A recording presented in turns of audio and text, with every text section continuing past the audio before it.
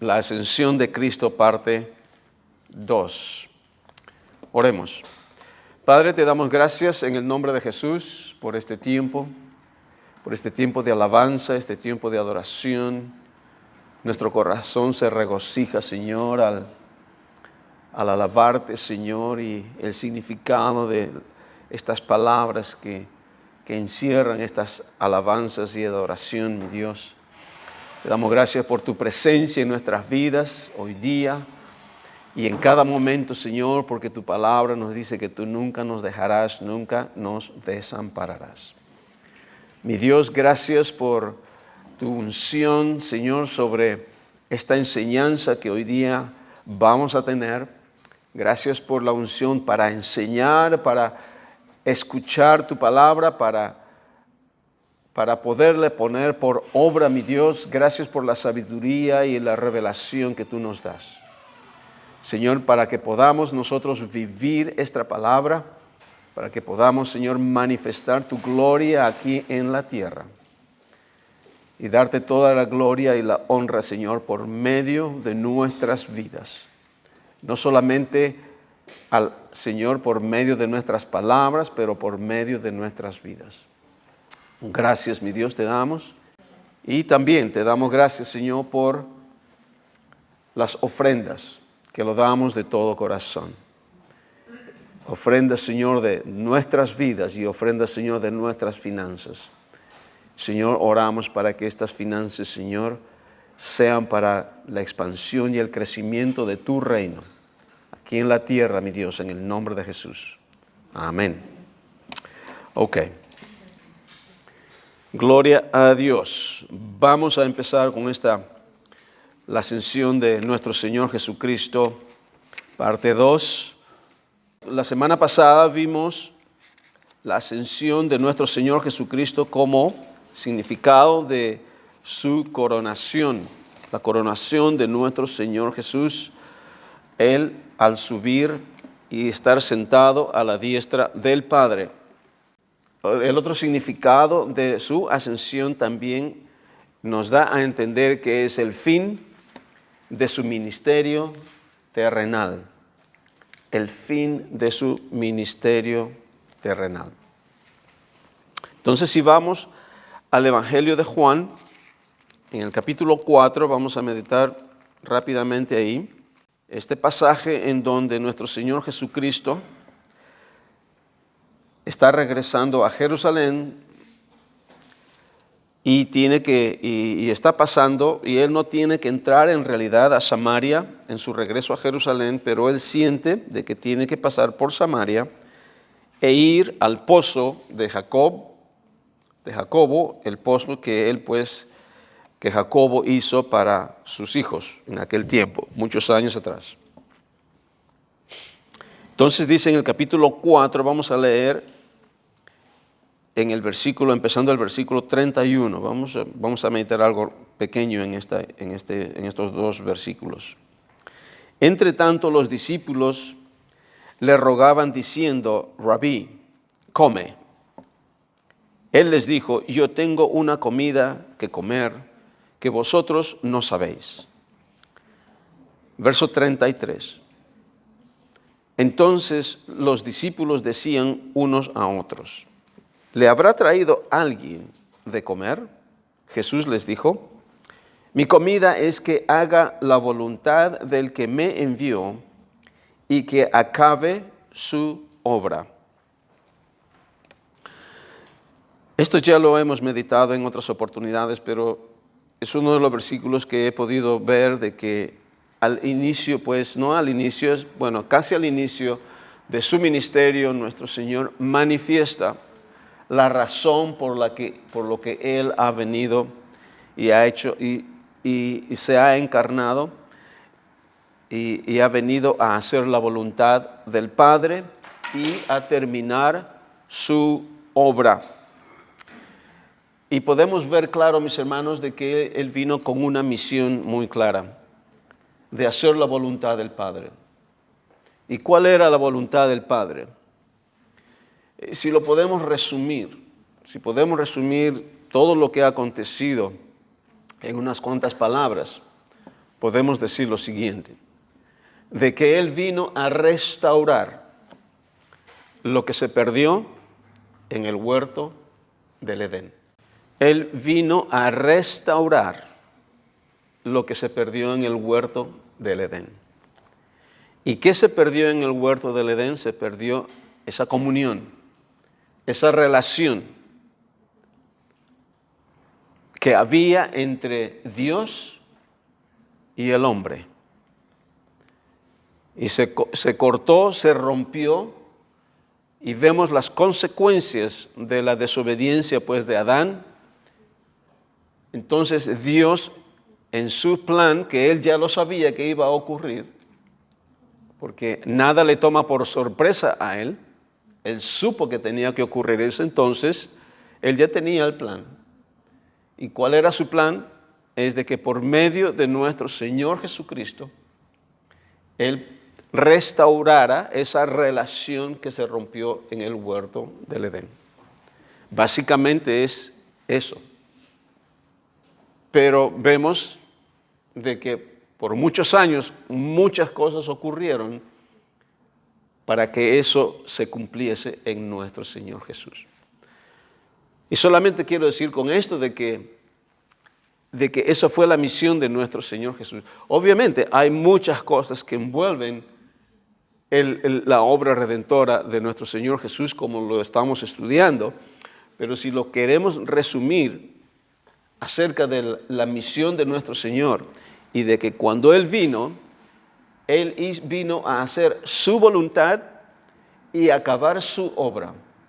¿Qué obra? Su obra redentora, para restaurar la relación que se había roto entre el hombre y su Creador. Y damos gracias a Dios de que su palabra nos revela eso, porque sin su palabra no tendríamos nosotros conocimiento de esto. Estaríamos perdidos en realidad, pero gracias a Dios. Y doy gracias a Dios de que nosotros podemos tener esa oportunidad de conocerlo. Ahora, de ver por medio de esta revelación la voluntad de Dios en relación a nuestro Señor Jesucristo y en relación a su obra. Así que, y yo siento, esto también es importante mencionarlo, de que así como nuestro Señor Jesucristo vino, se encarnó, Él siendo uno con Dios, con el Padre, siendo Dios mismo, Él tuvo que tomar esta posición. Fue una decisión, pienso, de que entre el Padre y el Hijo y el Espíritu Santo tomaron esta decisión para la redención y la restauración de esta relación que se perdió. Así como Jesús vino a hacer la voluntad del Padre y a terminar su obra, de la misma forma podemos decir nosotros de que lo mismo tenemos nosotros por alguna razón, por un motivo, por una razón clara, Dios nos ha creado. ¿Okay? Nosotros no somos el producto de un accidente, nosotros no somos el producto de una relación simplemente de dos seres humanos, de nuestros padres que se unieron. No, Dios está envuelto en todo esto. Entonces nosotros somos el resultado de la creación de nuestro Dios. Entonces nosotros venimos también con un propósito. Nosotros venimos con una misión. No venimos a tomar espacio, no venimos a ocupar espacio en este planeta. Venimos con una misión. Y esa misión es de continuar lo que Jesús empezó cuando Él vino. ¿Por qué? Así como el plan de Dios es de restaurar esa relación que se perdió en el huerto del Edén, Él vino a empezarla. Y que por medio de Él, porque si Él no viene no puede existir esta restauración, pero Él vino a empezarlo para que su cuerpo, nosotros, continúe y el plan de Dios se pueda cumplir. Entonces nosotros podemos decir también de que hemos venido para hacer la voluntad del Padre y para terminar su obra. Así como Él lo hizo, como Él le dice acá a sus discípulos, esta es mi comida. Y Dios, mediante podamos decir nosotros esto, de que esto también es nuestra comida. ¿De qué? De hacer la voluntad del Padre y de que acabemos su obra. Y esto es parte para mí, y esto lo he tomado yo como parte de una oración para mí.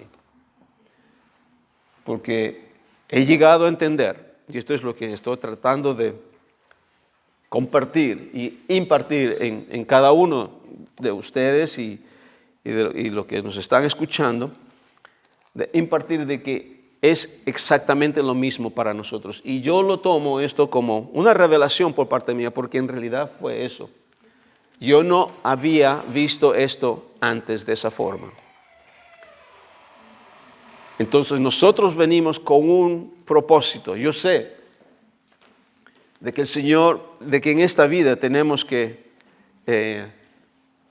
hacer muchas cosas. Y a veces uno se pregunta, ¿cuál, Señor, es tu voluntad en mi vida? ¿Por qué estoy yo aquí en este mundo? ¿Usted se pone a pensar o no? Solamente los seres humanos tenemos esta facultad de pensar y hacernos esta pregunta y decir, Señor, ¿para qué estoy en este planeta? ¿Para qué tú me has creado? No somos el producto de una evolución, somos el producto de una creación de Dios. Y si Dios nos ha creado, entonces nos ha creado con un propósito. Solamente nosotros los seres humanos tenemos esa facultad de ponernos a pensar.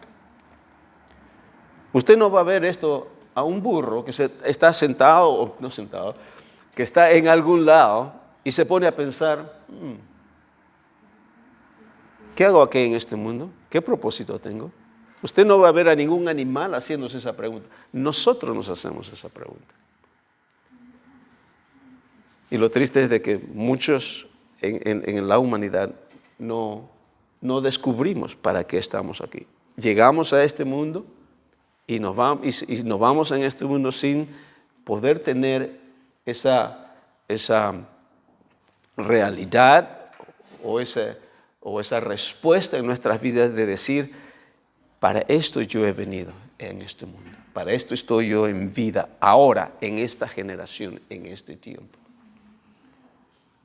Algunos se pueden poner a pensar, dirán, o se ponen, cuando llegan a Dios, cuando llegan a Cristo, ¿okay? Cuando llegan a Cristo, muchos se preguntan y dicen, ¿cuál es, Señor, tu voluntad en mi vida? ¿Qué es lo que tú quieres que yo sea? Y muchos nosotros pensamos de que la voluntad de Dios es de que de repente, Señor, tú quieres que yo sea un doctor o sea un ingeniero, sea un profesional o sea lo que sea. ¿Qué es lo que tú tienes? Lo importante es, mis hermanos, todas esas cosas son importantes porque tenemos una función que realizar en este planeta como seres humanos dentro de nuestra sociedad. Pero la voluntad primera, la número uno de nuestro Dios, es de que a Él lo conozcamos, es de que tengamos esa relación, de que sea restaurada en nuestra relación que se rompió en el huerto del Edén.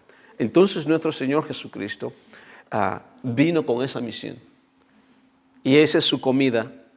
Él dice, esa es la comida que tengo, de que haga la voluntad de mi Padre y que acabe su obra. Y Dios quiera, mis hermanos, de que eso también sea para nosotros, ¿okay? Es una comida espiritual.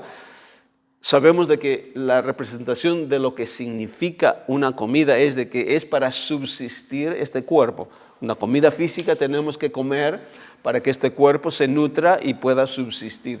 De la misma forma, nuestra comida espiritual, de que sea esto, de conocerle a Dios, de saber que estamos haciendo su voluntad y que venimos a acabar su obra. Esta es mi comida.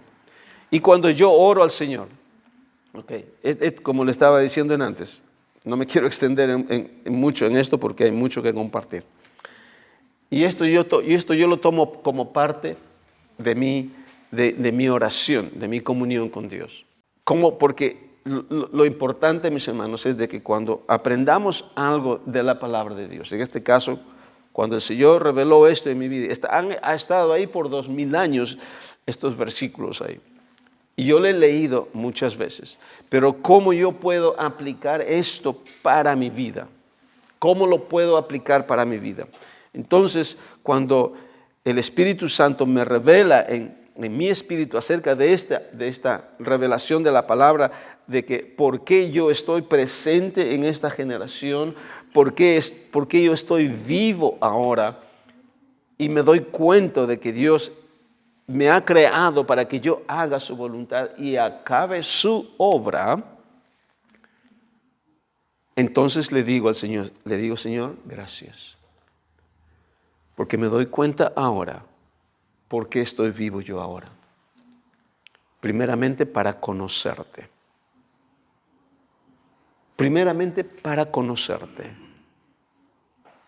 Porque si no llegamos a conocerlo, no podemos realmente entender quién somos. Y le digo, Señor, gracias por conocerte. Y gracias, Señor, porque tú me has dado todo lo necesario en la obra de Cristo en mi vida para que yo pueda hacer tu perfecta voluntad y pueda acabar tu obra. Gracias, Señor. Esa es mi oración. ¿Por qué? Porque yo lo doy por definido y doy por terminado lo que Él ha hecho en mí, lo ha hecho bien y lo ha hecho perfecto. Y es de mí ahora de caminar en eso por fe. O sea, mi oración no es, Señor, ayúdame, Señor, a hacer tu voluntad. Ayúdame, Señor, a que yo pueda terminar tu obra, la misión que tú tienes para mí. Eso no es mi oración. Mi oración es, le digo al Señor, Señor, gracias, porque tú me has equipado con todo lo necesario para que yo, por medio de Cristo, pueda hacer tu voluntad y yo terminar tu obra.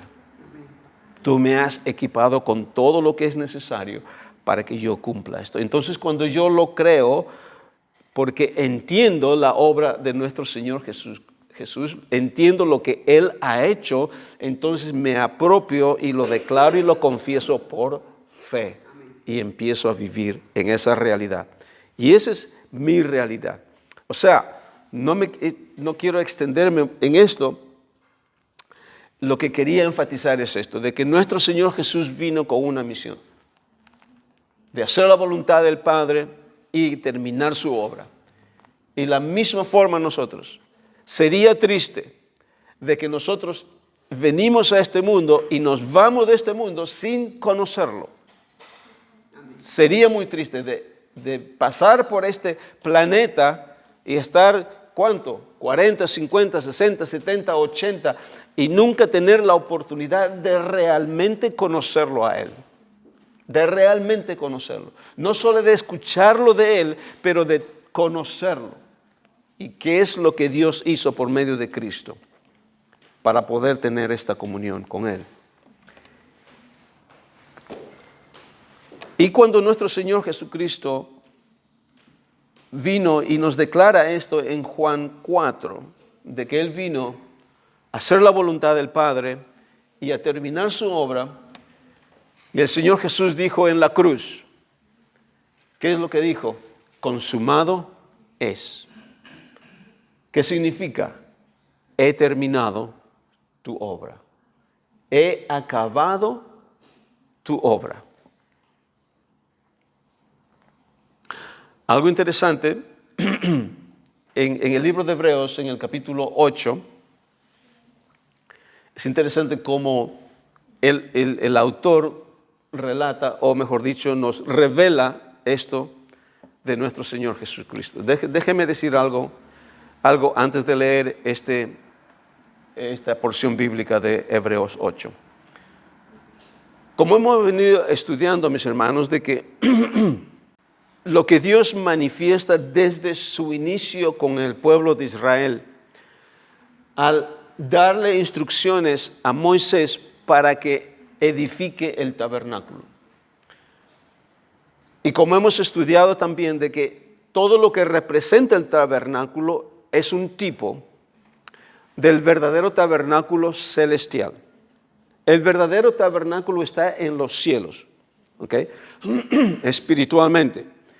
Por eso es que Dios le da instrucciones a Moisés bien, bien minuciosas para que él haga todo el tabernáculo de acuerdo al patrón y al modelo que Dios le está instruyendo a Moisés. Y cuando Dios le da instrucciones a Moisés y le dice de crear el tabernáculo, sabemos de que es un tipo del tabernáculo celestial real, del verdadero tabernáculo que está en los cielos. Encontramos en el lugar santo. Ustedes saben de que el tabernáculo se divide en 3 partes. El lugar exterior donde se hacen los sacrificios. Luego pasa el primer velo es el lugar santo donde están los sacerdotes haciendo las actividades, los ritos, y luego después del segundo velo, está el lugar santísimo. En el lugar santo donde están los sacerdotes haciendo todas las actividades. Ahí tenemos, en ese lugar santo tenemos el candelabro, ¿ok?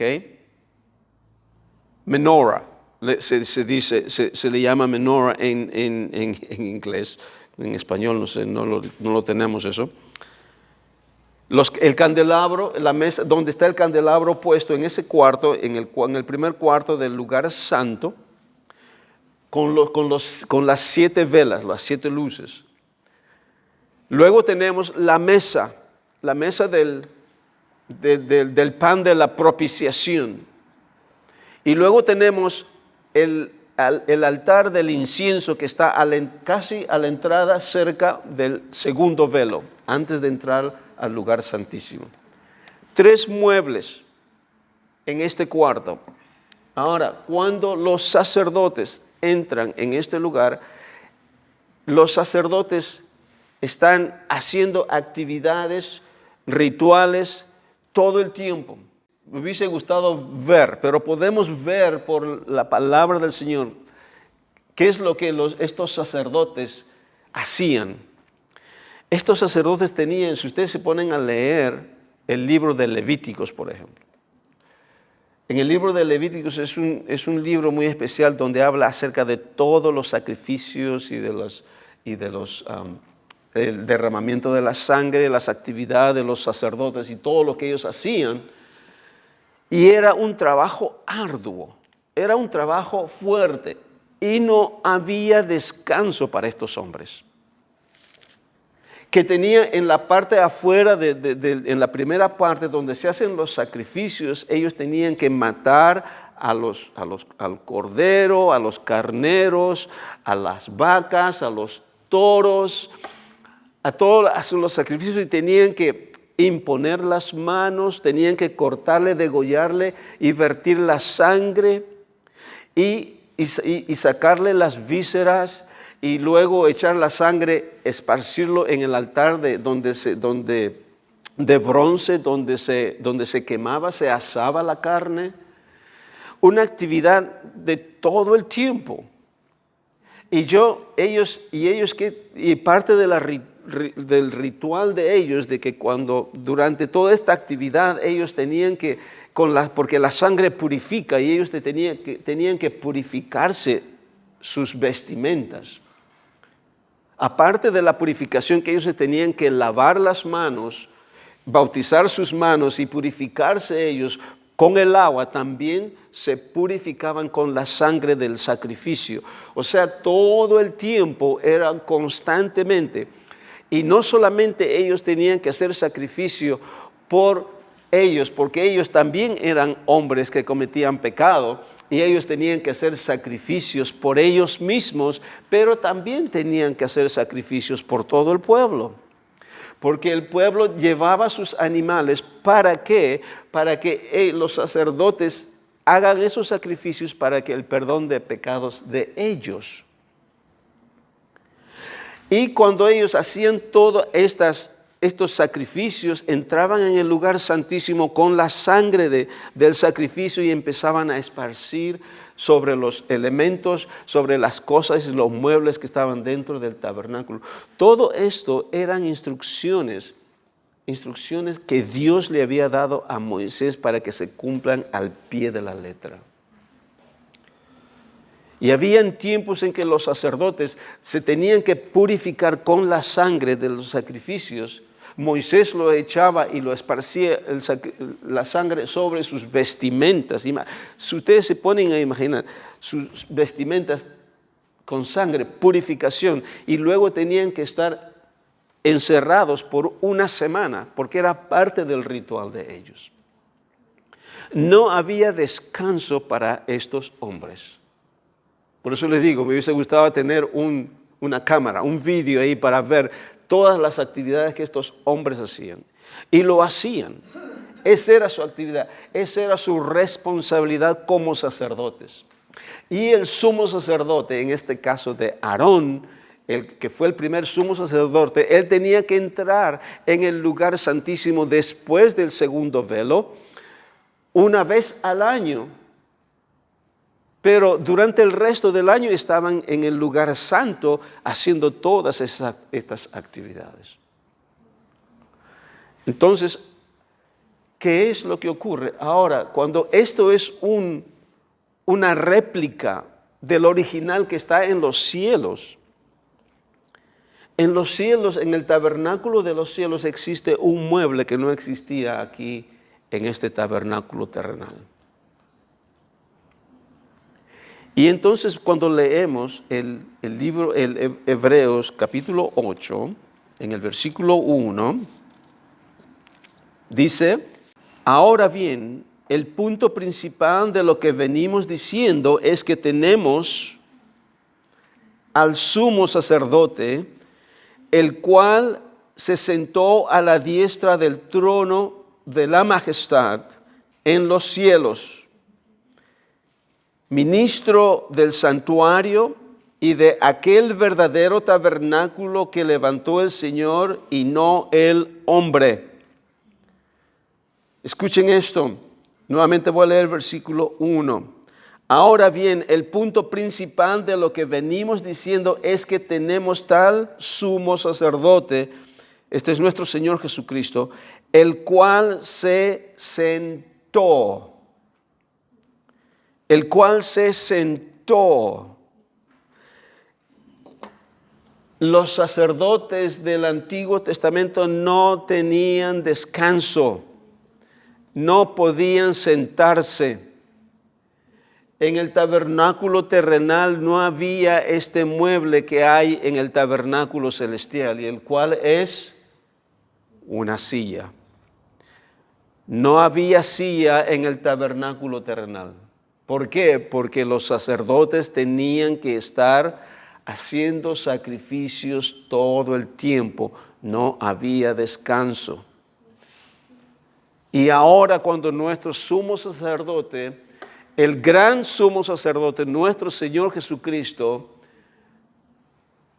ahora está Él sentado en su trono, dándonos a entender que el trabajo que Él vino a hacer, lo ha hecho una vez y para siempre, y lo hizo perfecto y completo. Y es por ello que Él está sentado en el trono. Si no estuviera todavía haciendo sacrificios o estaría haciendo otras cosas, pero Él dice de que Él, como hemos venido aprendiendo, de que Él vino a hacer la voluntad del Padre y a terminar su obra. Y cuando Él dice eso, es porque es cierto, porque Él vino y lo completó y lo terminó bien. Y lo acabó perfectamente. Y es por ello de que Él está ahora sentado en su trono. Está sentado en su trono. Es algo que los sacerdotes terrenales no podían hacer. ¿Por qué? Porque tenían que estar constantemente constantemente haciendo sacrificios por el pecado de ellos y por el pecado del pueblo.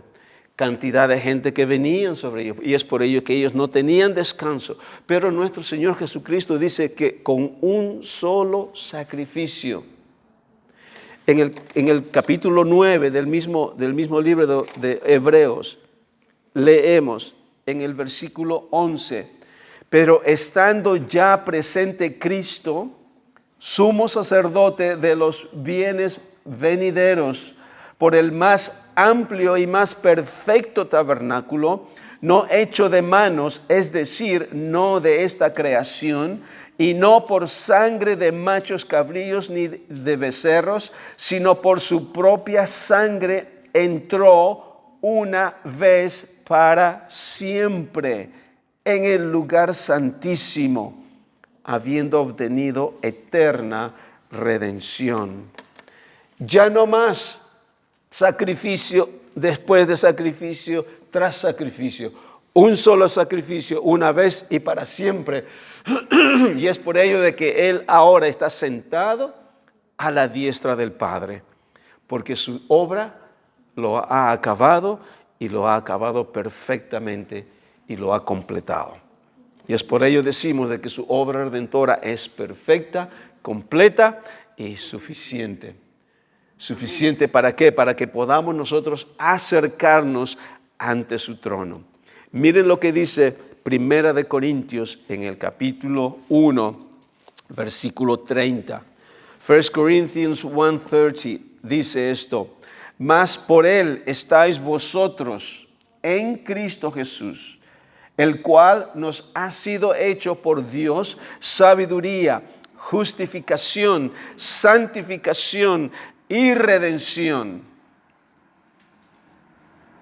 para que, como está escrito, el que se gloría, gloríese en el Señor. Por medio de Él, miren, esta es su obra completa y perfecta.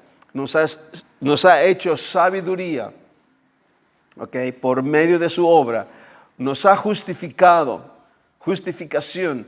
Somos santos, nos ha santificado y nos ha redimido. La obra completa de nuestro Señor Jesucristo. Luego, en Colosenses 1:21 y 22 dice: y a vosotros también, que erais en otro tiempo extraños y enemigos en vuestra mente, haciendo malas obras, ahora os ha reconciliado en su cuerpo de carne por medio de la muerte, para presentaros santos y sin mancha e irreprensibles delante de Él. Esto no podían obtener los sacerdotes terrenales en la era mosaica, en el pacto antiguo.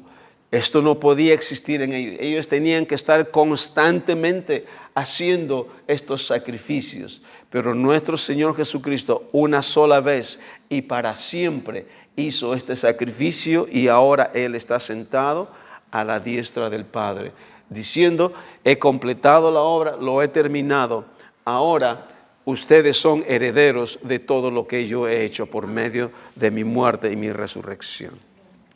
O sea, parte de la redención, o sea, un elemento de la ascensión, de nuestro Señor Jesucristo, es de que Él ascendió a los cielos, no solamente a ser coronado, pero a demostrar por medio de esto de que Él ahora está sentado a la diestra del Padre, dándonos a entender que su obra ha sido completa, está hecha, terminada, y lo ha terminado bien y perfectamente. Amén. Y ahora, porque su obra está completa de esa forma, nosotros estamos completos en Él. Porque nosotros estamos en Él. Porque eso es lo que dice Colosenses: estamos completos en Él. Amén. Estamos completos en Él. Ok. Otra área de la ascensión de nuestro Señor Jesucristo, otro elemento, es de que si es que Él no se va, no asciende a los cielos, el Espíritu Santo no puede venir. Vemos en Mateo, yo voy a leer rápidamente para Ustedes lo pueden leer más tarde. En Mateo 3 dice, pensando el versículo 11, yo a la verdad os bautizo, esto es Juan el Bautista, está hablando aquí Juan el Bautista, hablando acerca de nuestro Señor. Dice, yo a la verdad os bautizo en agua para arrepentimiento, pero el que viene tras mí, cuyo calzado no soy digno de llevar, es más poderoso que yo. Él os bautizará en Espíritu Santo y fuego. Hasta yo, un tiempo atrás, por muchos años, yo interpretaba esto, hasta que no he llegado a entender más de la palabra del Señor. Yo pensaba de que Juan el Bautista decía esto, de que cuando habla de nuestro Señor Jesucristo, en donde dice de que yo no soy digno de desatar su calzado, como dice otra parte, aquí Mateo lo dice diferente, cuyo calzado no soy digno de llevar, es más poderoso que yo. Él os bautizará en Espíritu Santo y fuego. Bautismo de Espíritu Santo está bien, entendemos lo que es el Espíritu Santo. Y cuando leíamos Espíritu Santo y fuego, pensábamos de que era el fuego del Espíritu Santo, de que muchos de nosotros hemos orado y muchos ministros y pastores han orado por otros en donde dice fuego del Espíritu Santo, fuego del Espíritu Santo. Yo pensaba que era el fuego del Espíritu Santo.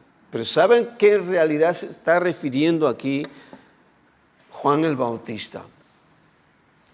No se está refiriendo al fuego del Espíritu Santo, pero se está refiriendo al fuego de juicio que Jesús traerá por aquella generación que está viviendo en aquel tiempo. ¿Saben por qué? ¿Saben por qué es esto? Porque dice en el versículo 12. El versículo 12 dice, voy a leer nuevamente la segunda parte del versículo 11. Es más poderoso que yo, Él os bautizará en Espíritu Santo y fuego. Versículo 12, su aventador está en su mano y limpiará su era y recogerá su trigo en el granero y quemará la paja en fuego que nunca se apagará. Cuando no tenemos el conocimiento de lo que está diciendo acá Juan el Bautista, uno dice, ¿qué está hablando acá? ¿Qué está hablando Juan el Bautista? What is he talking about? ¿A qué se refiere? Aquí Juan el Bautista está hablando en términos de agricultura. Yo nací bueno, como ustedes saben, nací en Perú, pero nací en un pueblito bien pequeño que se llama Quiches, que en ese tiempo creo que no existía ni en el mapa, era tan chiquito que no sabía nadie dónde estaba. Estaba al otro lado de los Andes, cerca de la selva, tenía que pasar las cordilleras de los Andes para llegar a la costa. Yo vivía al otro lado, yo nací todos mis hermanos nacimos allá, y venimos de un pueblito en donde vivíamos de la agricultura. Mi madre tenía propiedades y nosotros vivíamos de lo que sembrábamos. Trigo, maíz y muchas cosas. Entonces, yo me acuerdo cuando estaba pequeño. Es por ello que entiendo este pasaje. De que cuando usted, por ejemplo, en el tiempo de la siega, viene de la siega del trigo. Usted el trigo, allá como no se tiene la maquinaria, como no había tampoco en aquel tiempo, usted corta el trigo y los amontona en un montón grande. El trigo cortado, ¿ok? Toda la planta del trigo está cortado y está amontonado. Entonces, cuando usted lo amontona, entonces se va cayendo por los costados. Entonces, ¿qué es lo que hace usted? Usted pone un caballo, a otros ponen otro animal, y van alrededor de este montón. Van alrededor de este montón y como la paja va cayendo, entonces el caballo va pisoteando el trigo, va pisoteando el trigo alrededor, y entonces el trigo va saliendo de la cáscara. Va saliéndose de la cáscara y deja la paja y se queda el trigo. Entonces, ¿qué usted hace después? Otra persona viene por atrás con una horquilla de madera. Usted levanta la paja que está ahí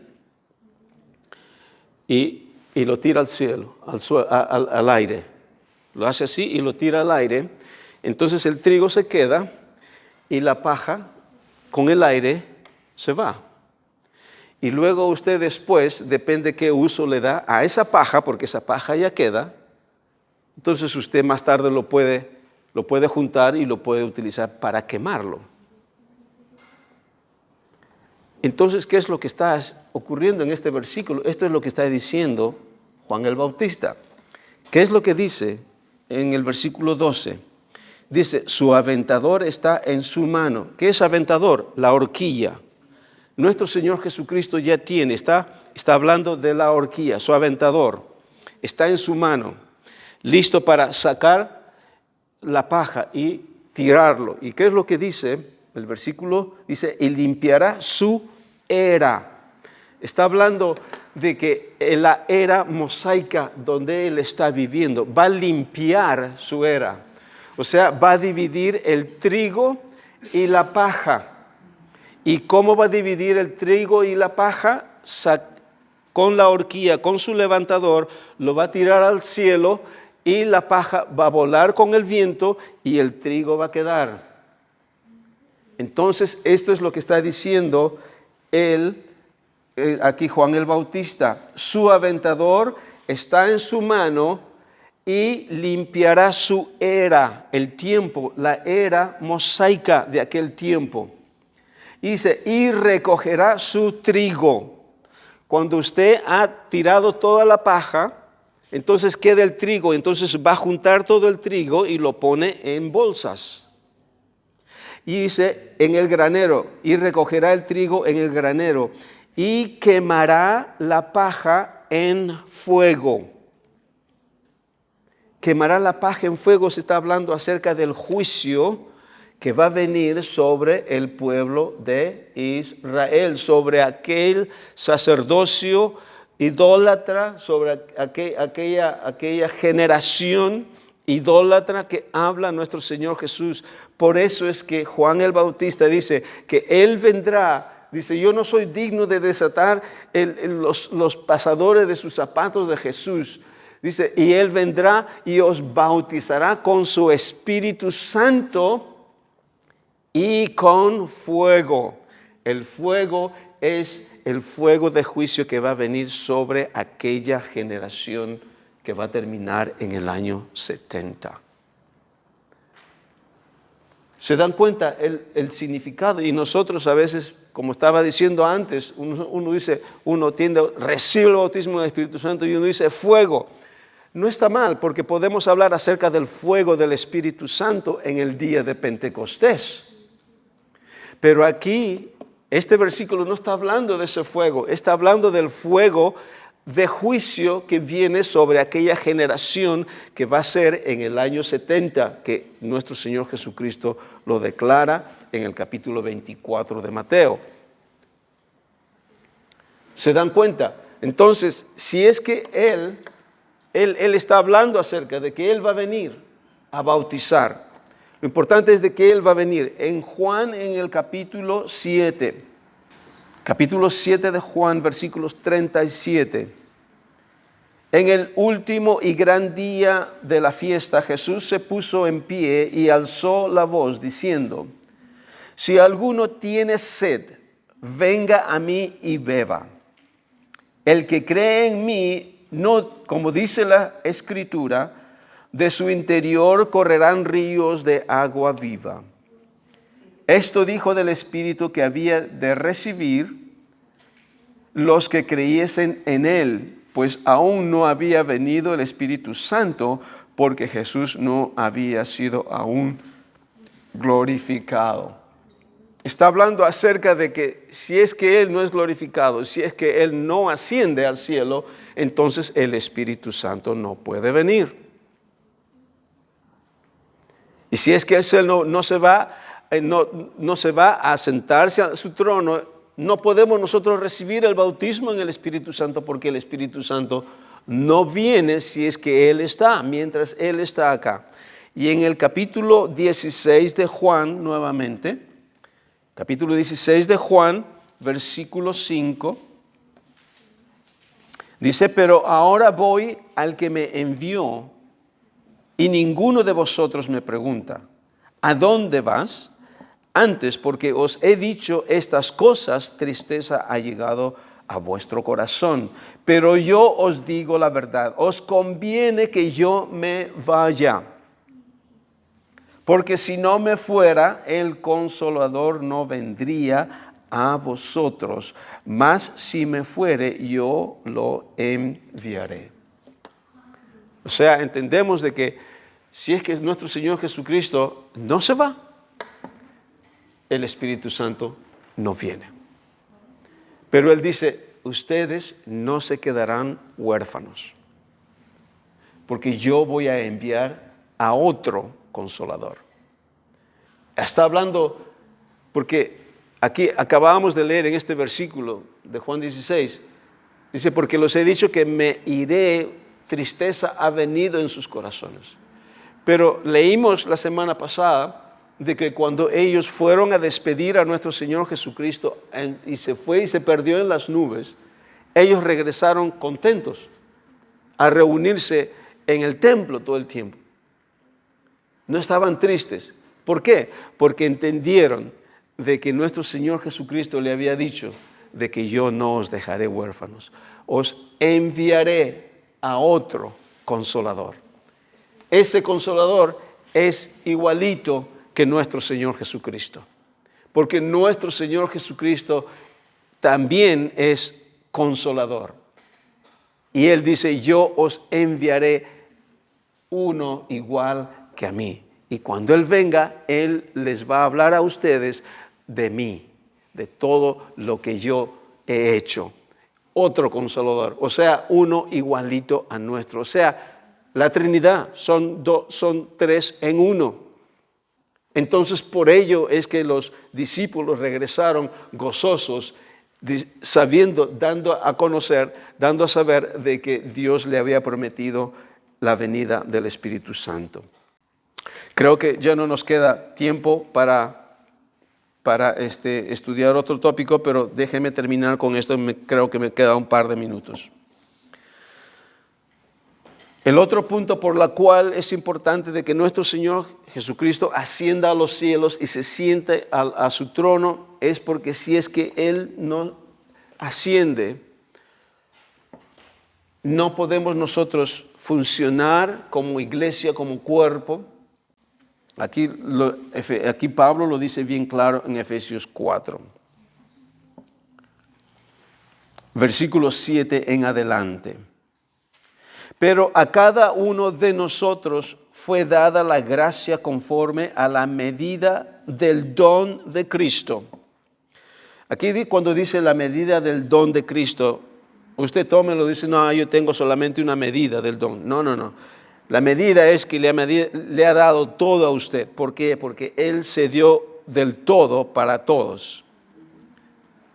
Versículo 8, por lo cual dice: subiendo a lo alto, esto ascendiendo a los cielos, llevó cautiva la cautividad y dio dones a los hombres. No solamente llevando cautiva la cautividad, lo que Él vino a obtener, vida eterna para cada uno de nosotros, el perdón de nuestros pecados, la obra redentora de nuestro Señor Jesucristo. Pero cuando Él ascendió, dice, no solamente llevó cautiva la cautividad, aquellos que los tenía cautivos, nos tenía cautivos el pecado, Y dice, y dio dones a los hombres. O sea que Él al subir da dones a los hombres. Versículo 9. Y eso de que subió, ¿qué es? Sino que también había descendido primero a las partes más bajas de la tierra. El que descendió es el mismo que también subió por encima de todos los cielos para llenarlo todo. Y Él mismo constituyó a unos apóstoles, a otros profetas, a otros evangelistas, a otros pastores y maestros, a fin de perfeccionar a los santos para la obra del ministerio, para la edificación del cuerpo de Cristo, hasta que todos lleguemos a la unidad de la fe, del conocimiento del Hijo de Dios, a un varón perfecto, a la medida de la estatura de la plenitud de Cristo. Si es que nuestro Señor Jesucristo no asciende, no puede dar dones. Él tiene que ir y dar dones por medio del Espíritu Santo, y dado los dones ministeriales del profeta, del apóstol, profeta, evangelistas, pastores y maestros, y todos los dones por medio del Espíritu de Dios. Si Él no se va, la iglesia no puede funcionar como debe ser. ¿Por qué? Porque cuando Él estuvo en la tierra, Él en el tiempo de ese ministerio, de esos 3 años y medio, como estaba explicando la semana pasada, Él hacía todo. Él estaba enseñando a sus discípulos lo que tenían que hacer. Pero la misión de nuestro Señor Jesucristo es simplemente de empezar esto, y de la forma más efectiva de que todo el mundo llegue a tener esta relación, a ser restaurado de esta relación que se había perdido en el huerto del Edén, es de que la obra no solamente sea por medio de Él, me refiero, Él solo haciéndolo, sino que de venir y crear su cuerpo para que cada uno de nosotros seamos instrumentos de esa voluntad de Dios y de esa obra, para que nosotros lleguemos a cabo lo que Él empezó. Ahora no es un solo Jesús que está viniendo, que vino a empezar eso. Ahora somos alrededor de 3 billones de hijos de Dios que están avanzando el reino de Dios, y esta obra de la iglesia de Cristo sigue avanzando cada vez más. Y yo quiero poner, mis hermanos, para terminar esto, incentivarlos. Muchos tienen una mente apocalíptica. Muchos dicen, estamos viviendo días terribles y parece que ya nadie quiere saber más de Cristo. Nadie quiere saber más nada de Dios. Y vemos las pandemias y vemos las revueltas que hay, las protestas que hay, y toda la injusticia que hay en el mundo, y pensamos de que esto es la realidad del mundo. Esto puede ser tal vez a la superficie lo que está ocurriendo en el mundo, pero yo le voy a decir, la iglesia de Cristo está avanzando, la iglesia de Cristo está creciendo, y lo que empezó hace años atrás, en el tiempo de nuestro Señor Jesús, porque Él dice de que el reino de Dios es como una semilla de mostaza, la más pequeña planta la más pequeña semilla que usted puede ver, pero cuando se planta y empieza a crecer, termina a ser una de las plantas más grandes del huerto, en donde aves pueden venir y reposar y hacer nido. Y este es el reino de Dios, mis hermanos.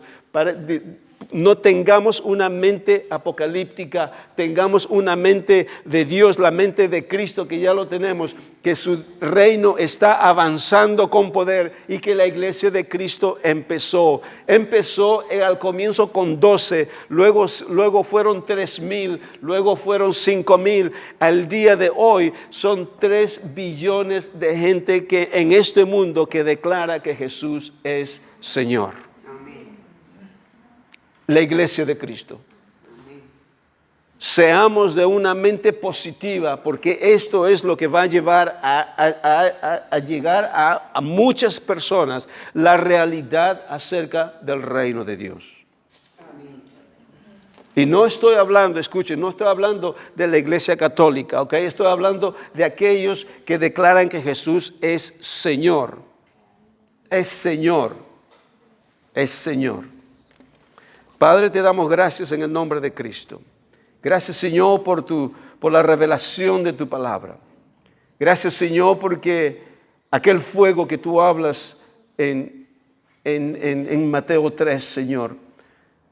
Te damos gracias por el bautismo de tu Espíritu Santo. Y, Señor, aquel fuego que tú hablaste en aquel tiempo, te damos gracias porque aquello ya ocurrió. No hay fuego de juicio que tenga que venir en este momento, Señor.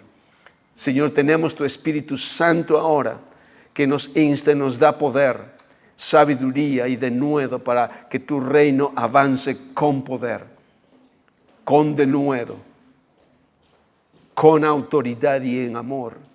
Gracias, Padre, porque tú nos has inspirado, nos incentivas y nos redarguyes y nos fortaleces, Señor, para que tu reino avance. Señor, y vemos la realidad de que muchas personas, Señor, están en este momento pereciendo sin conocerte. Señor, te damos gracias porque tú nos has dado todo lo necesario para que otros te conozcan, Señor. Y orar por ellos y ver de que ellos también te conozcan, así como nosotros te conocemos. Te damos la gloria y la honra por tu amor, tu poder y tu autoridad que tú has puesto sobre cada uno de nosotros, sobre tu iglesia, mi Dios, en el nombre de Jesús.